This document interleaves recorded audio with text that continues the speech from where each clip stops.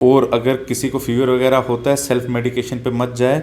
अगर आपने बुखार की मेडिकेशन लेनी तो पैरासीटामोल, जिसमें डोलो, क्रोसिन, कैल्पॉल वगैरह आती है, ये चीज़ें आप ले सकते हैं।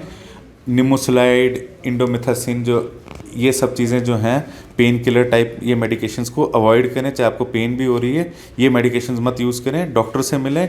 अगर खुद लेनी है तो पैरासीटामोल से ज़्यादा जो आपकी डोलो, कैल्पॉल, क्रोसिन वगैरह, इससे बियॉन्ड मेडिकेशंस पे मत जाएं। आप देख रहे हैं स्टेट लाइन न्यूज़ और मैं हूं आज़ाद। इस वक्त मौजूदा सूरत हाल अगर डेंगू को लेकर बात की जाए तो रियासत यूटी लेवल पे बहुत ज़्यादा हाहाकार मची हुई है और ख़ुसूसन अगर राजौरी ज़िला की बात की जाए तो राजौरी ज़िला में भी डेंगू के केसेस जो हैं वो बढ़ रहे हैं। बदलते मौसम के साथ साथ हेल्थ डिपार्टमेंट किस लेवल की तैयारियों में जुटा है और क्या क्या तैयारियां की जा रही हैं, साथ ही साथ डेंगू से बचने के क्या क्या तरीके हैं और किस तरह इस बीमारी से बचा जा सके, इस पूरे मामले पर आज हमारे साथ एक खास शख्सियत मौजूद है जिनसे जानने की कोशिश करेंगे कि डेंगू से किस तरह बचा जा सके। मेरे साथ इस वक्त मौजूद हैं चेस्ट स्पेशलिस्ट जीएमसी राजौरी में असिस्टेंट प्रोफेसर भी हैं डॉक्टर ज़हीम खान साहब, जो हमारे साथ इस वक्त मौजूद हैं और खुसूसी बातचीत जो है ये स्टेट लाइन के साथ करेंगे। जी ज़हीम साहब, बहुत बहुत शुक्रिया आपने वक्त दिया। थैंक यू सर, मौजूदा सूरत हाल अगर डेंगू को लेकर बात की जाए तो कितने हद तक जो है केसेस डेली बेसिस पे आ रहे हैं और साथ ही साथ हमारे लोगों में बहुत ज़्यादा पैनिक है, इससे बचने के क्या क्या तरीके हैं? जी, थैंक यू। पहले तो मैं आपका शुक्रिया अदा करूँगा कि आप बातचीत करने आए।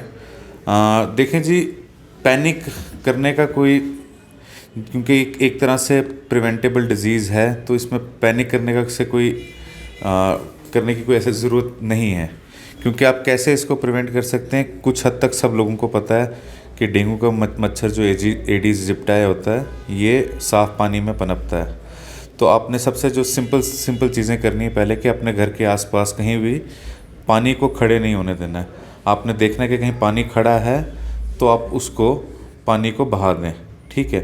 दूसरी जो सिंपल चीज़ें आप कर सकते हैं कि आप जब घर से निकलते हैं, अब हम यहाँ हमारे जो लड़के वगैरह इनको बहुत आदत है कि भाई हाफ स्लीव्स वगैरह पहन के, आप जितना कवर्ड क्लोथिंग पहनेंगे उतना बेटर रहेगा कि आप मॉस्किटो बाइट से बचे रहेंगे।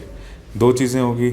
उसके बाद आप और क्या चीज़ कर सकते हैं कि अगर कोई भी फीवर हो तो उसमें आप जाके अपने अगर आपका 2-3 दिन तक फीवर सेटल नहीं हो रहा है, बहुत हाई ग्रेड फीवर हो रहा है, तो आप अपने जाके हेल्थ केयर प्रोफेशनल जो आपके आसपास जो डॉक्टर्स हैं तो उनसे आप मिल सकते हैं। उसमें क्या चीज़ होगी, आपके डॉक्टर्स वगैरह से मिलने में क्या चीज़ होगी, अब जो हम सेल्फ मेडिकेशन करते हैं डेंगू में क्या चीज़ की प्रॉब्लम्स होती हैं कि इसमें बाकी फीवर्स के मुकाबले थोड़ा सा जो आप पेन रिलीफ मेडिकेशन जो है और फीवर रिलीफ मेडिकेशन जो है उसको थोड़ा सा ध्यान से लेना पड़ता है। मतलब जो पैरासीटामोल के अलावा जो बाकी आपकी पेन रिलीफ मेडिकेशन है जिनको नसिड कहते हैं, जैसे आपका ब्रूफेन वगैरह हो गया, निमोसलाइड वगैरह, जो आप लोग यूं ही यूज़ करते रहते हैं, ये सब चीज़ें जो हैं ये आपने थोड़ा अवॉइड करके सिर्फ पैरासीटामोल, जो आपकी डोलो या क्रोसिन आती है या कैल्पॉल आती है, सिर्फ उस पर अपने महदूद रहना होता है।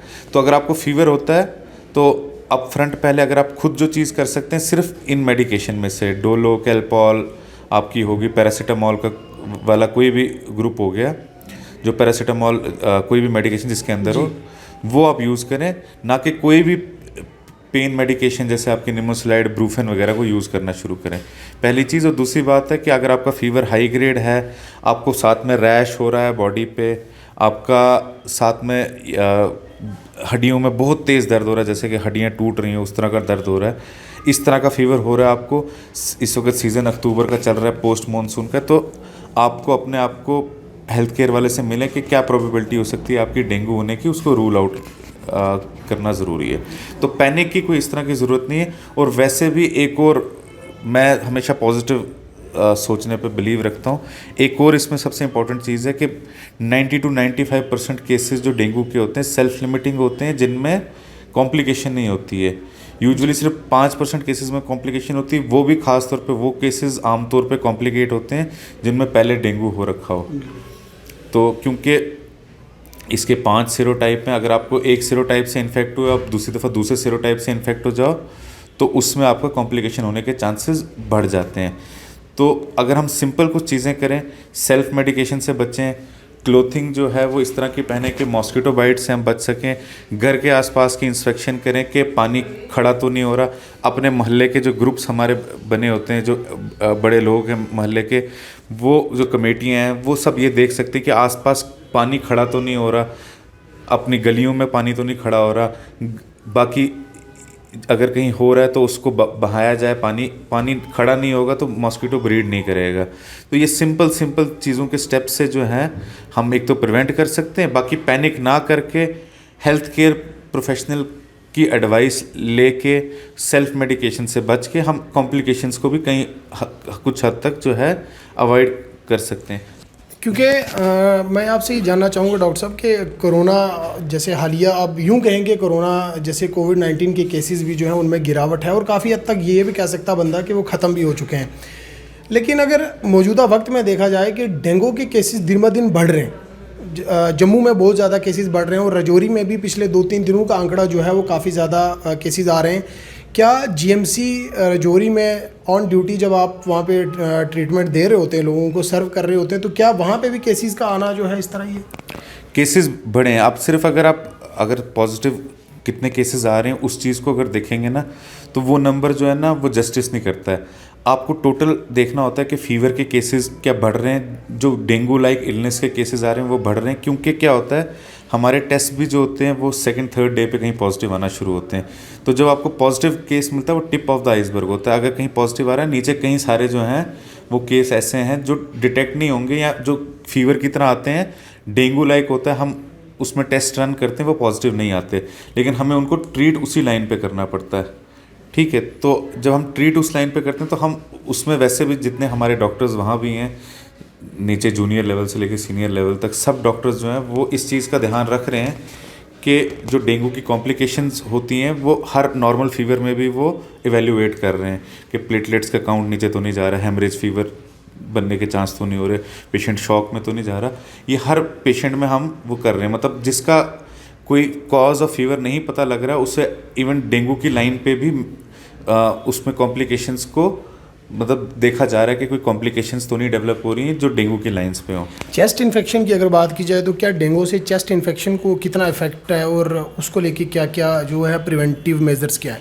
देखो, डेंगू कहीं भी किसी भी ऑर्गन पे जब आप एक दफ़ा अगर कॉम्प्लिकेट होने लगे ना, किसी भी ऑर्गन पे आपका इफेक्ट आ सकता है, क्योंकि इसमें क्या होता है आपकी जो वेसल्स में से प्लाज्मा जो होता है वो लीक जब करने लगता है ना, तो आपके इवन छाती में फ्लूइड बनना जिसको बोलते हैं प्लूरल एफ्यूजन, या पेट में आपके फ्लूइड बनना वो हो सकता है। और इवन जब आप शॉक वगैरह में जाने लगे तो आपके लंग्स में एक पॉइंट पे आके ARDS एक सिचुएशन होती है जब पेशेंट सिक हो जाए ज़्यादा, तो उसमें भी पेशेंट लैंड अप कर सकता है।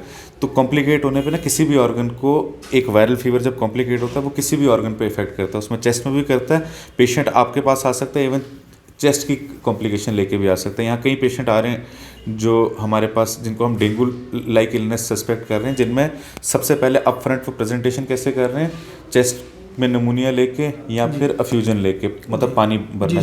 तो क्योंकि क्या होता है इसमें वेसल्स आपकी लीक करने लगती हैं। ठीक है, जब आपकी वेसल्स लीक करने लगती हैं तो आपके एक चीज़ होती है प्लाज्मा करके, एक चीज़ में होता है आपके ब्लड में, वो जब लीकेज करने लगता है तो आपका क्या होता है कि पेट में भी पानी जमा होने लगता है और छाती में। मैं आपको मेडिकल टर्म्स में नहीं, मैं थोड़ा सा लीक इस तरह से आपको थोड़ा नॉर्मल लेमैन टर्म में समझाने की कोशिश कर रहा हूँ। ठीक है, कि उससे क्या होता है कि आपकी छाती में भी पानी और पेट में भी पानी जमा हो सकता है। उसके अलावा आपके किसी भी ऑर्गन का फंक्शन लिवर पे भी इफेक्ट कर सकता है, आपकी किडनीज़ पे इफेक्ट कर सकता है, आपके लंग्स पे। डेंगू जब कॉम्प्लिकेट होगा तो किसी भी आपके ऑर्गन पे इफेक्ट कर सकता है। मेन इसमें जो दो किस्म की कॉम्प्लिकेशन होती है उसमें एक डेंगू हेमरेजिक फीवर और डेंगू शॉक सिंड्रोम है। डेंगू हेमरेजिक फीवर हो गया कि जिसमें आप ब्लीडिंग की टेंडेंसी बढ़ जाती है, आपका प्लेटलेट वगैरह नीचे चले जाता है और पेशेंट किसी भी कहीं से भी ब्लीड कर सकता है, इवन आपके स्किन के नीचे हो सकता है, आपकी नोज़ से माउथ से कहीं से भी ब्लीड शुरू हो सकता है। और आपका प्लेटलेट इंटरनल ब्लीडिंग शुरू हो सकती है, आपका प्लेटलेट काउंट एकदम नीचे चले जाएगा, तो इसलिए हम प्लेटलेट पे नज़र रखते हैं। ठीक है, और दूसरा आपका डेंगू शॉक सिंड्रोम क्या होता है कि पेशेंट शॉक में लैंड, शॉक सिंपल मोटे मोटे लेमैन टर्म में समझाऊं तो क्या होगा कि पेशेंट जब अपना उसका बीपी नीचे नॉर्मल मेंटेन नहीं कर पाता है वो खुद से इन्फेक्शन की वजह से, उसको शॉक कहते हैं। ठीक है, ओवरऑल अगर सर देखा जाए तो कि ये दो कॉम्प्लिकेशन जो है ये कॉमनली इसमें होती हैं, और किसी भी ऑर्गन पे जब एक दफ़ा कॉम्प्लिकेट हो जाएगा फीवर तो इफेक्ट कर सकता है। तो लेकिन हम हमेशा जो मैं बात बोल रहा हूँ पैनिक में बढ़ाने के लिए यहाँ बात नहीं कर रहा हूँ। जी, जी। ये चीज़ें जो हैं रेयर हैं, कॉम्प्लिकेशंस रेयर हैं, कम होती हैं, सिर्फ 5 से 6% पेशेंट्स में होती हैं। मैक्सिमम में सेल्फ लिमिटिंग डिजीज़ होगी जो खुद ठीक होगी। ज़्यादातर आपने क्या ऑब्ज़र्व किया है कि किस उम्र के जो मरीज़ हैं वो ज़्यादातर इससे इफ़ेक्ट हो रहे हैं? इसमें किसी भी एज के लोग जो हैं वो इफ़ेक्ट हो सकते हैं। हमारे पास थोड़े यंगर लोग आ रहे हैं क्योंकि उसका रीज़न ये है कि यहाँ पे आमतौर पे बाहर से ज़्यादा घूमने फिरने वाले, प्रॉपर प्रोटेक्शन न लेने वाले यंग लोग ऐसा करते हैं। लेकिन इसमें ये नहीं है कि किसी को भी ये मॉस्किटो बाइट करेगा तो उसको इफ़ेक्ट कर सकता है। इसमें एज का कोई लिमिट नहीं है कि किसी भी एज के लोग आपकी तरफ प्रेजेंट कर सकते हैं। हमारे पास ज़्यादा आने की मुझे जो लगता है रीज़न ये है कि यंगर लोग, क्योंकि उनकी ज़्यादा एक्टिविटी वगैरह बाहर भी रहती है और थोड़ा सा प्रिकॉशंस भी कम लेंगे, इतना कवर्ड क्लोथ वगैरह पहनने का नहीं सोचेंगे, तो उनमें ज़्यादा हमें जो यहाँ दिख रहा है उनमें दिक्कत दिख सर, रही है। डेंगू से आसानी से बचा जा सके, इस पूरे मामले को लेकर राजौरी के लोगों को जनरल मैसेज आपकी तरफ से क्या रहेगा? जनरल मैसेज यही है कि एक तो पानी वगैरह जो है वो खड़ा ना होने दें, प्रॉपर क्लोथिंग यूज़ करें। जहां आप अपने ऊपर कोई mosquito repellent creams, mosquito repellents use कर सकते हैं वो यूज़ करें। कमेटीज़ बनाएं मोहल्ले में जो ये देखेंगे जनरल के कहीं पे भी ऐसा पानी खड़ा ना रहे जहाँ पे ये मच्छर पनप सके। और अगर किसी को फीवर वगैरह होता है सेल्फ मेडिकेशन पे मत जाए। अगर आपने बुखार की मेडिकेशन लेनी तो पैरासीटामोल, जिसमें डोलो, क्रोसिन, कैल्पॉल वगैरह आती है, ये चीज़ें आप ले सकते हैं। निमोसलाइड, इंडोमिथासिन, जो ये सब चीज़ें जो हैं पेन किलर टाइप, ये मेडिकेशंस को अवॉइड करें। चाहे आपको पेन भी हो रही है ये मेडिकेशंस मत यूज़ करें, डॉक्टर से मिलें। अगर खुद लेनी है तो पैरासीटामोल से ज़्यादा जो आपकी डोलो, कैल्पॉल, क्रोसिन वगैरह, इससे बियॉन्ड मेडिकेशंस पे मत जाएं। अगर आपको फीवर हो रहा है, कहीं आपको इस तरह का रैश वगैरह नज़र आ रहा है साथ में बॉडी पे, या कहीं पे ऐसे स्टेन से नज़र आ रहे हैं पटीके से आपको स्किन के नीचे, इस तरह की कोई कॉम्प्लिकेशन नज़र आ रही है तो अपने नियरेस्ट डॉक्टर से मिलें। या आपको साथ में आपको जब ये हो रहा है क्या कहते हैं फीवर, आप टेस्ट वगैरह कराते हैं, आपका प्लेटलेट काउंट वगैरह आपको लग रहा है नीचे जा रहा है, अपने डॉक्टर से मिलें, ठीक है। या आपको इस तरह की कॉम्प्लिकेशन हो रही है कि आप अपना ब्लड प्रेशर वगैरह चेक कर रहे हैं, आपको लग रहा है कि वो लोअर साइड पे जा रहा है फीवर के साथ में काफ़ी, तो उस केसेस में आप अपने डॉक्टर से मिलें। तो ये कोई पैनिक वाला मसला नहीं है, एक डिज़ीज़ है जिसमें मैक्सिमम पेशेंट जो हैं वो खुद रिकवर करेंगे और कुछ ही लोगों में हॉस्पिटलाइजेशन की रिक्वायरमेंट पड़ेगी और उससे भी कम लोगों में आईसीयू की रिक्वायरमेंट पड़ेगी। तो इसमें पैनिक करने की ज़रूरत नहीं, प्रिवेंशन की जा सकती है। मॉस्किटो बाइट से बचना है और अपने आसपास पानी को खड़े नहीं होने देना है। बहुत बहुत शुक्रिया डॉक्टर साहब, आपने अपना कीमती वक्त दिया। तो ये थे हमारे साथ डॉक्टर ज़हीम खान साहब, जो चेस्ट स्पेशलिस्ट हैं और राजौरी में बाखूबी अपनी खिदमात को अंजाम दे रहे हैं। राजौरी से द स्टेट लाइन के लिए आज़ाद।